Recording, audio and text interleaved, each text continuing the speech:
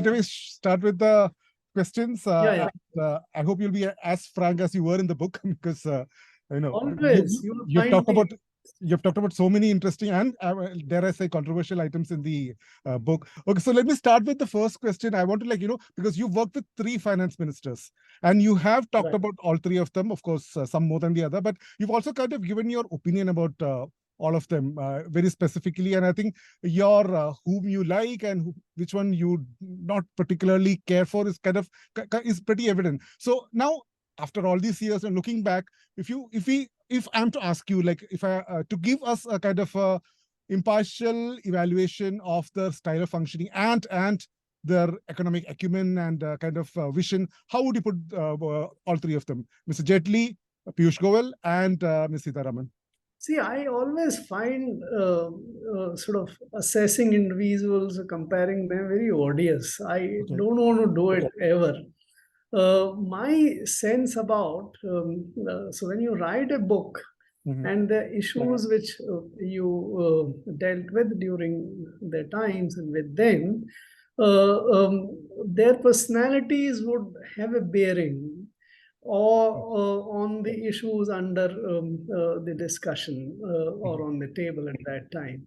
So my sort of remarks about each one's preferences, personality, or the approach is from that point of view only, that how would they handle. For example, very interestingly, you would find that sovereign bonds kind of issue, which got dealt with more during the time of Piyush Goyal, and later on when it was officially made announcement in the budget 2019-20. So Piyush Goyal knew a lot about sovereign bonds, right?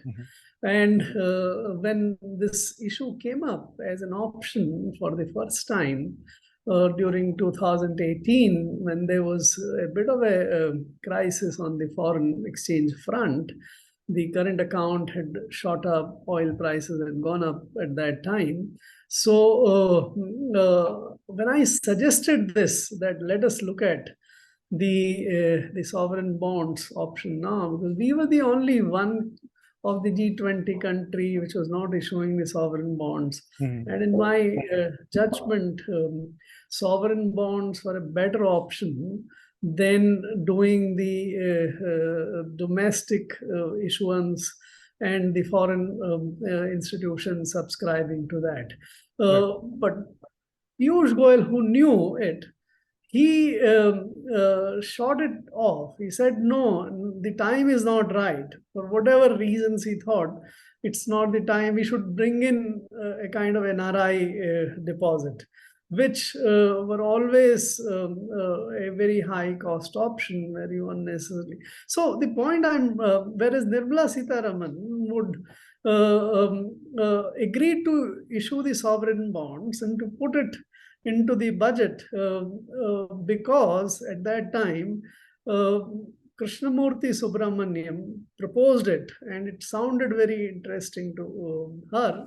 And despite my telling that there are reservations in BJP and Reserve Bank about it, she wanted to sort of sound that they are doing something quite innovative and therefore went ahead.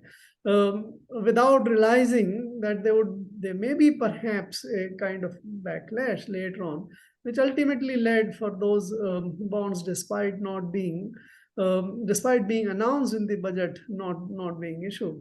So I think my assessment would be in relation to what they're thinking about economic issues. Is I wouldn't sort of ever try to judge anyone in terms of their personality or who is good or who is bad.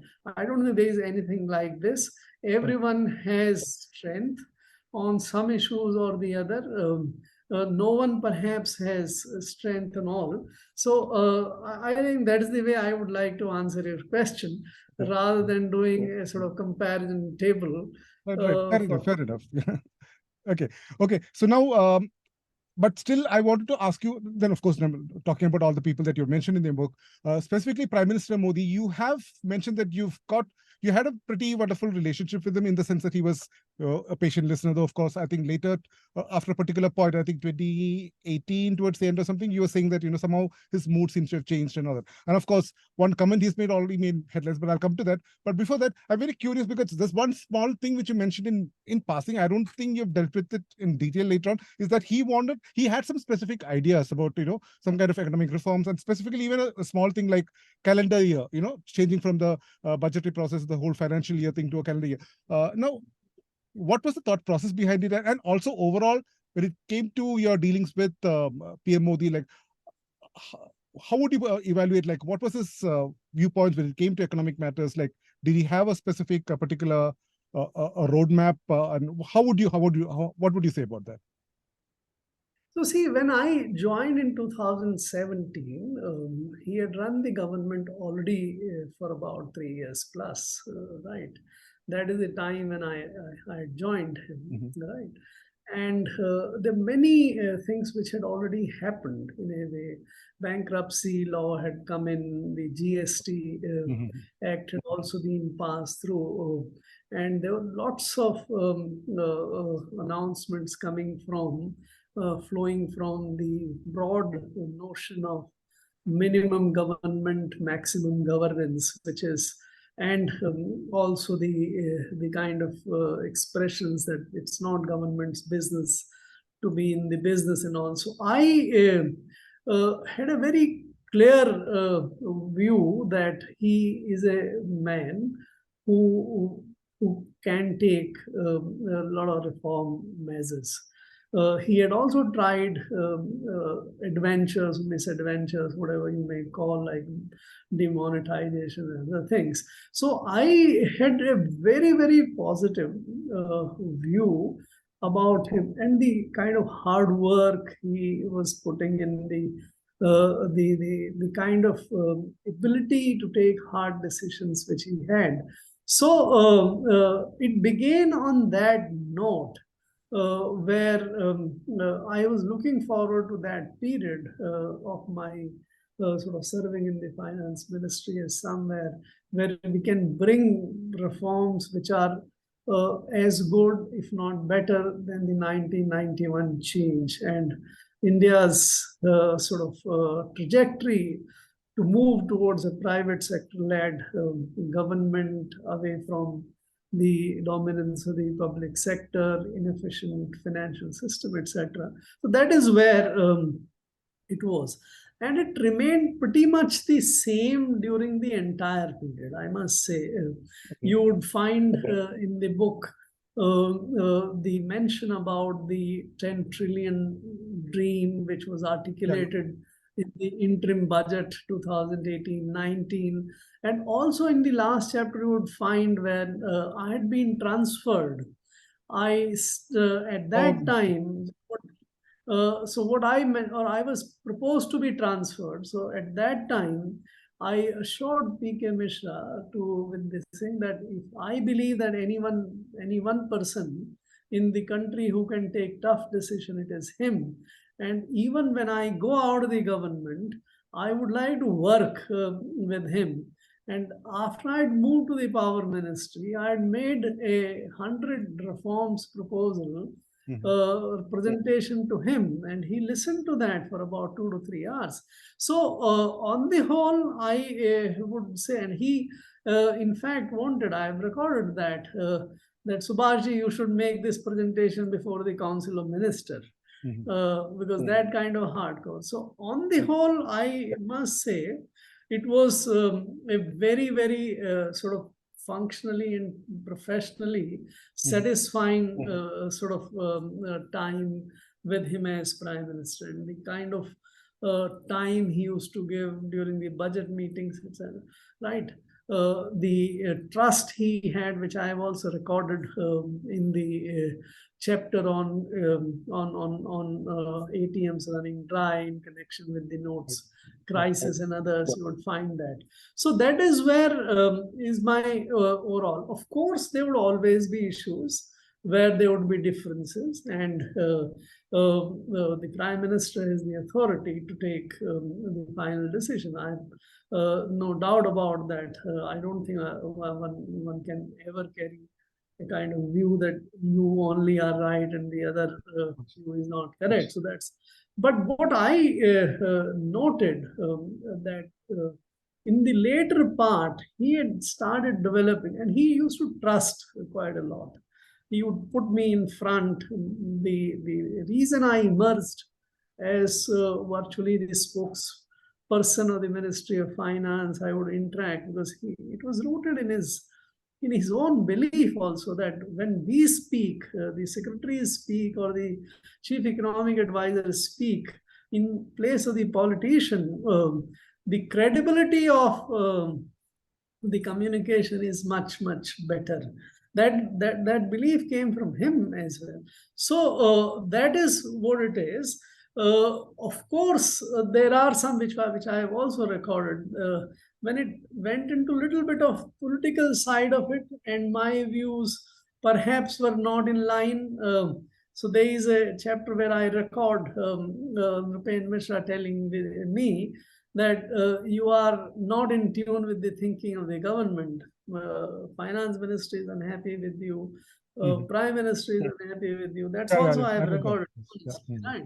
So perhaps in the later 6 months or so, he perhaps got on the view that I am not very much sort of attuned towards the political side of it, and maybe that's the reason why there was a little bit of coldness. Right. So two things I have to ask you. One is one I'll come to later, because you just mentioned that that somehow there was towards the latter part, there was a feeling in the government, at least in that particular establishment, that you were not tuned to the political side of it. I want to ask you a question, but before that, I just want to ask you overall thing about, it's been 4 years since you left government service.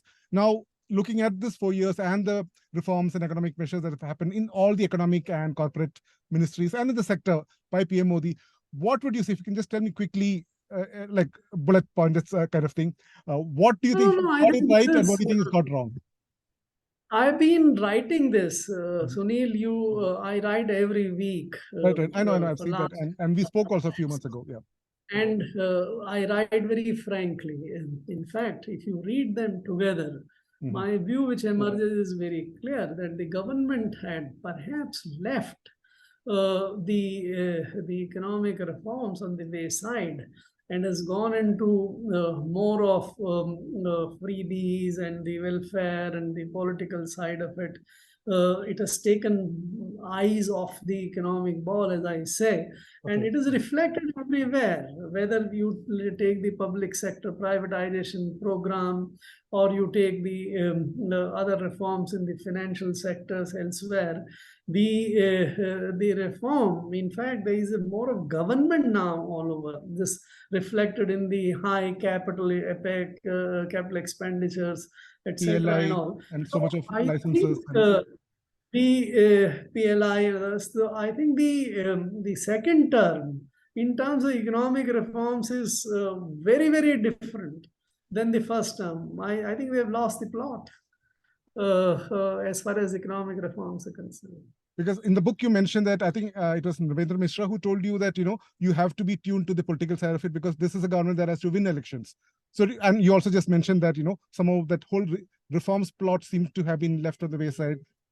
Could that all be because there's so much of focus on winning elections more than anything else? What do you think? See, every political party and political leader exists for winning elections. So I don't think this, as I say quite often, the political interest and the public interest, if there is a leader who can combine both public interest and the political interest, then you have a very successful government which is also serving the interest of people besides sort of perpetuating it. But if there is a case where political interest take precedence over the public interest, then you have a situation where the political side might thrive and go on, but the public interest is not served. I find currently the situation is sort of towards that situation where political interest is sort of getting the preeminent position, and that interest rather than the real public interest. Right, right. And of course, your last 1 or 2 years with Finance Minister Nirmala Sitharaman, you've described it in detail in the book. I read quite a lot of that. So, but, if you read between the lines, I think you can kind of figure out what went wrong. But you've detailed different meetings and the cabinet, the files and notes and things, everything is there. But I want to ask you bluntly or very directly, what do you think went wrong? Was it just a personal chemistry thing that was the issue, or was there something else? Was there a whispering campaign, like a Chinese whispers kind of a thing against you in the ministry? What do you think went wrong between you and Ms. Sitharaman? See, I have no idea about the whispering campaign. I've said a little bit there Yes, that perhaps there was, but I have no specific information or idea. I have only circumstantial sort of insight or knowledge about it. For example, if you look at the way the Reserve Bank's capital framework was getting negotiated, and it had come to me recording a very strong dissent note when she arrived. Yes, that, right. And very surprisingly, she took a position that I have no business to write the dissent note. And I had to tell her that, no, madam, I have the everything, every reason to record my views, if that is not what it is. And if you want me to not to do it, you will have to give me in writing a government order that this is what it is. So what made her take that view and to dissuade me from writing the dissent note? I don't think this was moved by the pious intention that the government and the Reserve Bank should not be sort of having any differences. It was perhaps more by people lobbying and trying that it might be seen as inappropriate if there is a dissent note kind of thing. So what exactly went about, who briefed her, who took it, that I have no idea. I'm not the person who would be poking in and trying to peeping in to find out who is meeting whom. That's not. I would more take the thing subjectively, that in this matter, this is what it is, and this is what my duty demands, and that is what I would do. I don't think it was too long a time for us to have professional differences. We served only for 55 days together. In fact, you mentioned that in the first meeting itself, she came with a preconceived notion about you that, she was not very friendly towards you, if I can put it that way. So do you think? I've quoted some instances why. She, in very few meetings initially, it came out. I've described in great. Yes, she said that you are treating her like a bachi, I mean, like a little girl. That is much later. That is somewhat later. I think she came with that notion that, which is not correct in my judgment. No secretary runs the finance ministry. It is the minister who plays a very important part. But she perhaps had this impression that I was running the finance ministry, and her knowledge, as she would perceive it, me, that I believe that she doesn't really have much idea about finance, and therefore I would perhaps treat her differently. But that is her assessment. It's not my assessment. For me, she was the finance minister, and I have also recorded in India's history, many finance ministers have come who were completely greenhorn, who had no idea. But all people who come are bright people who have abilities to very quickly learn. Yashwant Sinha, who is recorded in his biography himself that when he joined the finance ministry, despite being in the service for quite some time, he didn't know much about it, and he took time to understand, learn, and others help. And very quickly, the political boss sort of becomes the real master of decision making. So I think that is it should be trivialized or to be made into very simpler sort of characterizations. On the whole, she had a personality, she had a way to deal with it, officers and others. But those, to my mind, were not the primary. We shouldn't have allowed that to determine this. It was more of a functional relationship. And when this functional relationship started breaking off, I've recorded an instance where a note sheet was changed.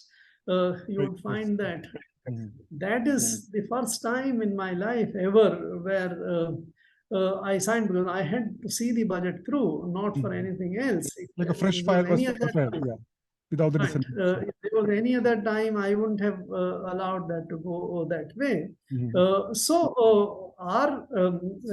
These are very senior positions, finance secretary or the finance minister. They have much larger responsibilities, and we should see to it that they work together and have results and the decisions which are in the national interest. Okay, and so if you take the overall the whole last 9 years, there seems to have been a lot of high-profile economic what's the word for it, leaders in the government who have left in a whiff of controversy. I mean, of course, your mention of Urjit Patel and his leaving, and what Prime Minister Modi described him as a snake who's sitting over a pot of money. That is, of course, the most famous. Then, but the most famous would be Raghuram Rajan. You have mentioned about his opposition to the sovereign bonds and everything. So he's there. Urjit Patel is there. And then if you take even Arvind Panagriya, Arvind Subramaniam, there's so many of these instances, and you, of course. Why do you think that is that? Do you think this particular dispensation has a very particular line of economic agenda that probably comes into a clash when it comes to established ways of functioning or established ways of doing things in the financial world? Is that what it is? Have you kind of analyzed why so many high-profile, exits have happened, and why do you think that is so? So, Sunil, it's quite interesting to sort of look at this phenomenon. Except Raghuram Rajan, all of these people were appointed by him. Right, yes. And so Raghuram Rajan carried on from the previous government's time. True, yes. But whether it is Arvind Panagriya or Arvind Subramaniam or Urjit Patel, all of them were appointed by during the period of the current finance minister. Why would he appoint, or include Viral Acharya also in that? Why would he appoint? These were the brightest people, all said and done, in the country. So he appointed the brightest of the people, and they left, right? So there may be two explanations, possibly. One, that he did feel the need to have the right kind of bright kind of people around to solve or to help him solve the problems in the country, right? But maybe as things went along, it didn't happen in a day or two. He might have got that they offer solutions which are perhaps not the homegrown. It's captured in that quote attributed to him.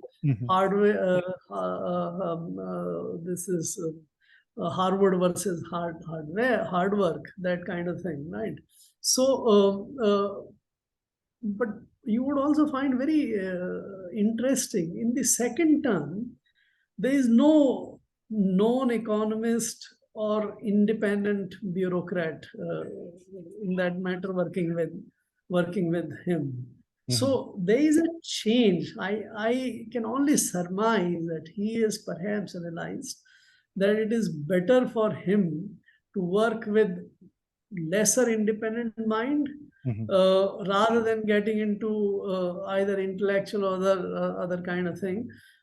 In my judgment, this is very contrasting, and this is perhaps the reason why we have a situation where we today have many of our institutions which are not manned by the people of that high caliber, that independence status, whether you, so I don't want to name, but CAG, others, if you take it that. So maybe it's more comfortable position for him today, because these people would not argue with him, would not sort of call you out or question you and that kind of thing. So, but this is very clear. The first term and the second term, in terms of the quality and the caliber of the people who worked with him, are very, very different. It's chalk and cheese. Right. Right. And one last question, Mr. Garg, is that, this is your second book. I have the 10 trillion economy book with you. This is your second one, right? Or have you? This is the third book. I have done 2 books before this. So this 10 trillion is where anyone can have my little bit of understanding about the economics and the national economy. And then I wrote a book called Explanation and Commentary on Budget 2023-24, where I started a annual series of books on budget. So these were the 2 books which are academic, which are professional oriented. This is the book where I'm in a way doing with what I was serving in the government. There is one more which will come for the rest of my. That was my question. That you are writing one more book. That's about your bureaucratic life, or that's the title is Steely Resolve. The life in the service, in public service, unadulterated by the PESA political participation in the postings. But let us see, that will also see the light of the day one day. But this is the third. Right. So a lot of writing, lot of lot of secrets to spill still. So I wish you all the best, sir. So we look forward. These are secrets. In public life, there is nothing secret. We are all public servants. We are all supposed to work. I don't know. We have acquired this colonial legacy or something. Why do we work in such a secrecy? Why there is so much of confidentiality? One of the problem currently is this lack of consultations, lack of sunlight, of openness. I think this, through this book, I am trying to bring, these are public matters. These are not private matters amongst anyone. This is not anybody's private estate which we are discussing or dealing with. And therefore, I have absolutely no doubt in my mind that these are the subjects where the truth and what actually, these are not secrets. These are not secrets.